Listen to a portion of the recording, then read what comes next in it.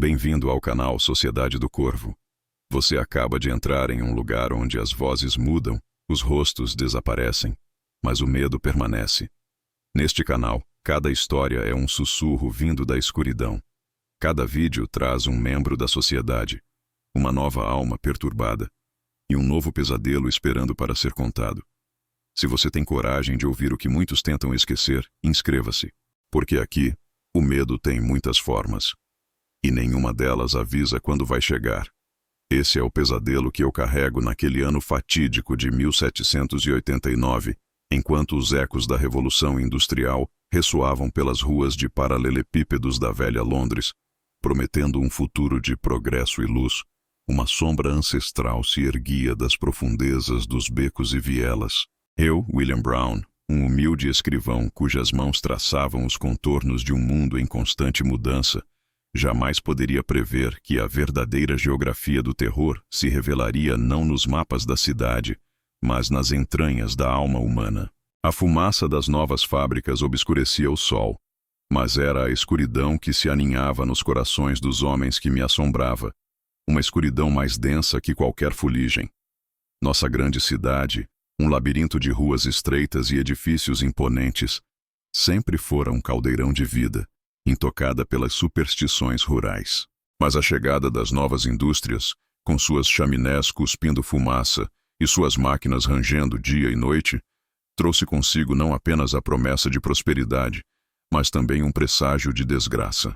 Os trabalhadores, exaustos e desumanizados pela rotina incessante, começaram a sussurrar histórias de criaturas que espreitavam nas sombras dos armazéns, de uivos que rasgavam a noite e de corpos mutilados encontrados ao amanhecer nos cais.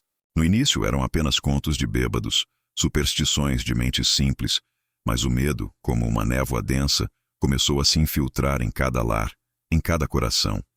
Minha irmã mais nova, Elara, uma alma pura e curiosa, foi a primeira a sentir o toque gélido daquela presença.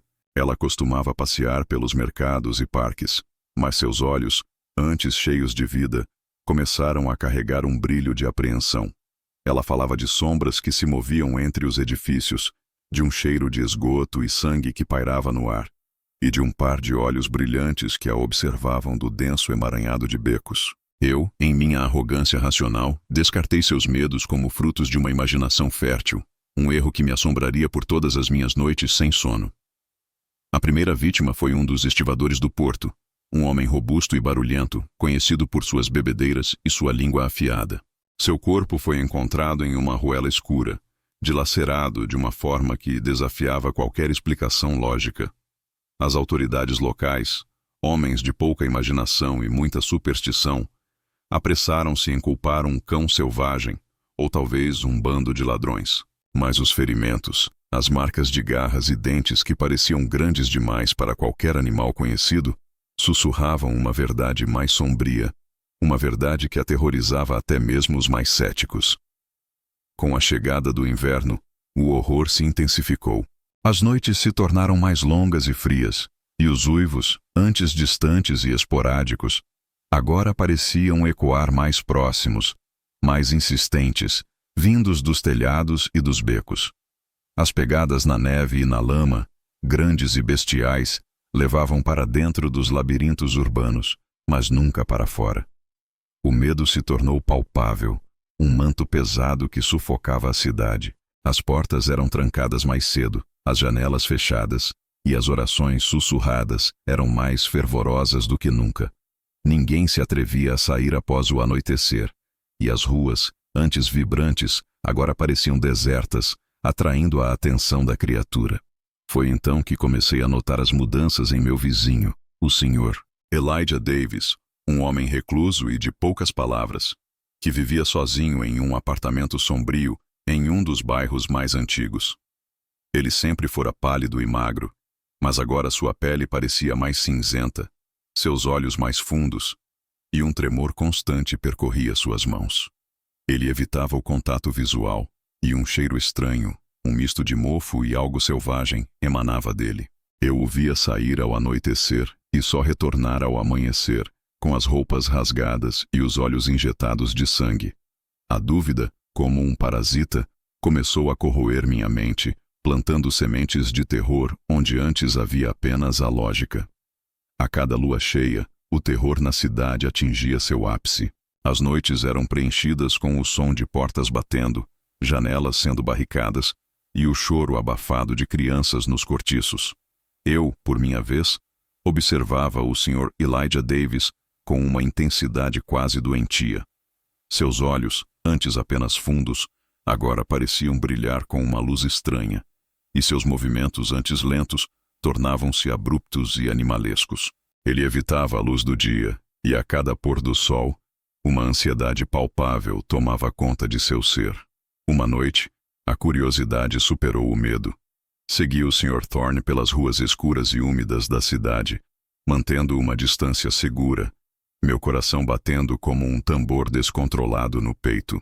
A lua cheia, grande e prateada, pairava sobre os telhados e chaminés, iluminando as vielas com um brilho fantasmagórico.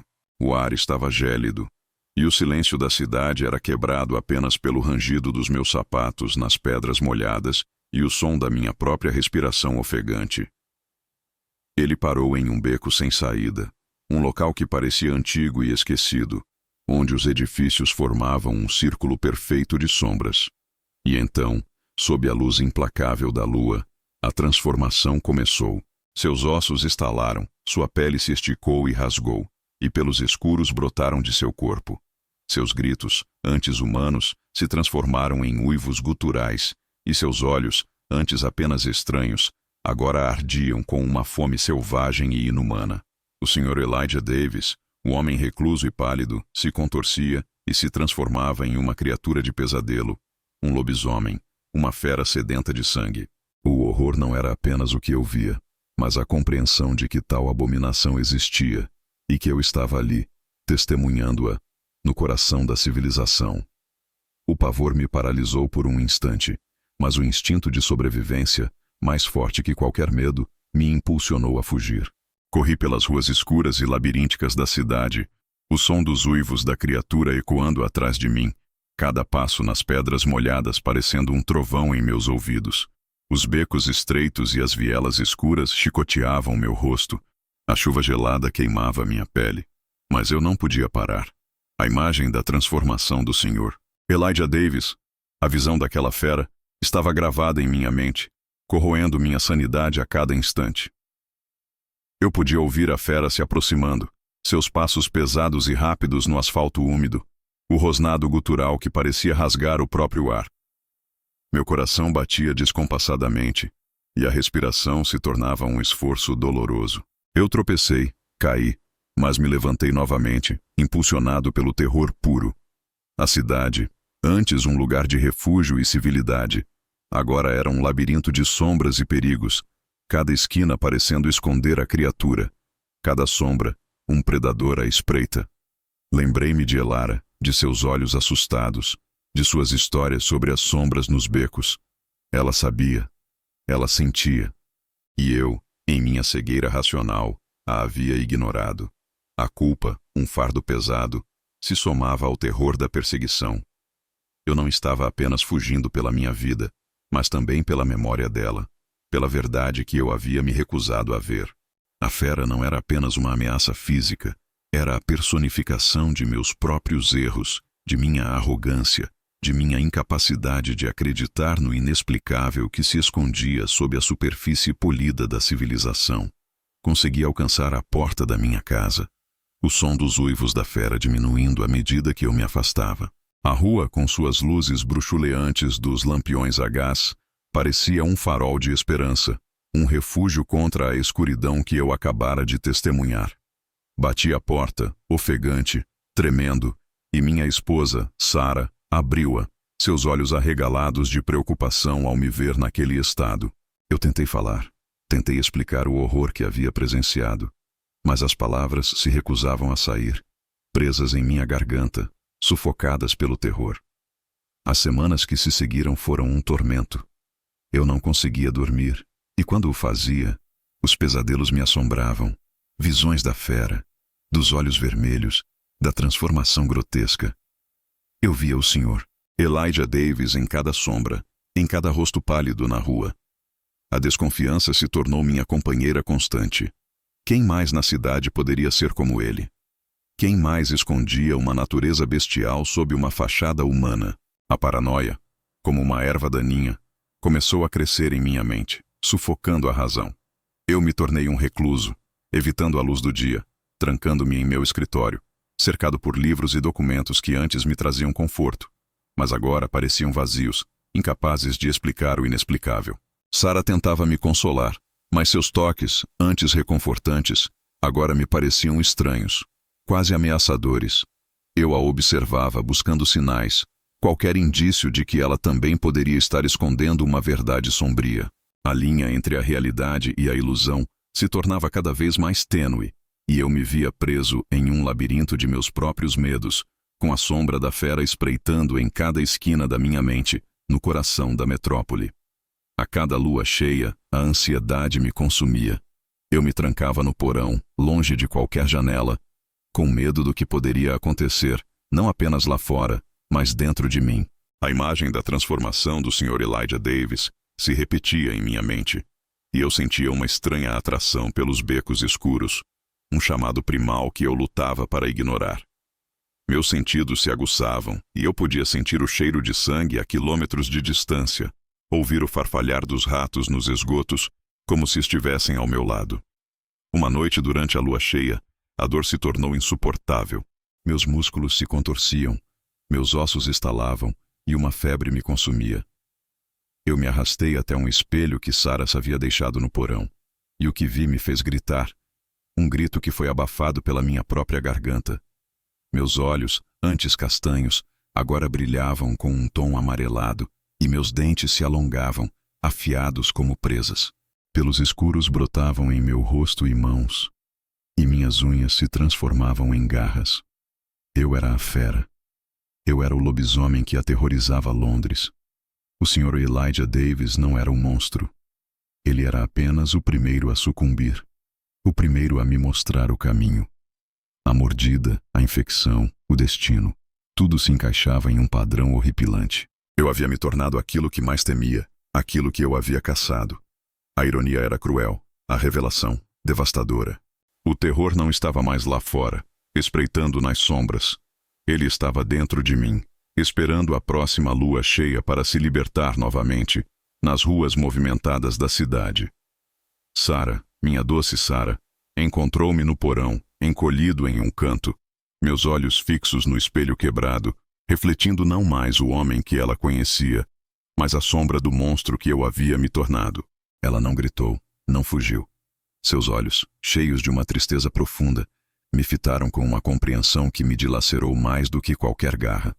Ela sabia, talvez sempre soubesse, ou talvez o horror em meus olhos fosse tão evidente que não havia como negar a verdade. Eu a afastei, com medo do que eu poderia fazer, do que a fera dentro de mim poderia fazer. A cidade de Londres continuaria a ser assombrada, mas agora o predador era eu. Eu era a sombra nos becos, o uivo na noite, o terror que se infiltrava nos sonhos dos inocentes. A Revolução Industrial trazia progresso e luz, mas eu era a prova de que a escuridão, a verdadeira escuridão, sempre encontraria um caminho para se manifestar, para se alimentar da fragilidade da alma humana, mesmo em meio ao burburinho da metrópole. Minha vida, antes dedicada a traçar mapas do mundo, agora se resumia a mapear os limites da minha própria monstruosidade. Eu era um prisioneiro de minha própria carne, condenado a uma existência de terror e culpa, esperando a próxima lua cheia, o próximo ciclo de sangue e desespero. E enquanto a fumaça das fábricas continuava a subir, obscurecendo o céu, eu sabia que a verdadeira escuridão não estava lá fora, mas dentro de mim, uma fera adormecida, esperando para despertar e reclamar sua presa, nas ruas movimentadas e esquecidas da grande cidade. E assim, a escuridão desta história se aquieta, por enquanto. Nossa reunião na Sociedade do Corvo chega ao fim, mas as sombras são pacientes e sempre guardam novos segredos. Para garantir que você ouvirá o próximo chamado, inscreva-se e junte-se oficialmente a nós. O sino das notificações é o sinal de que uma nova história foi escolhida pelo Corvo. No nosso próximo encontro, investigaremos algo ainda mais antigo. Algo que não deveria ser despertado. Você não vai querer ficar de fora.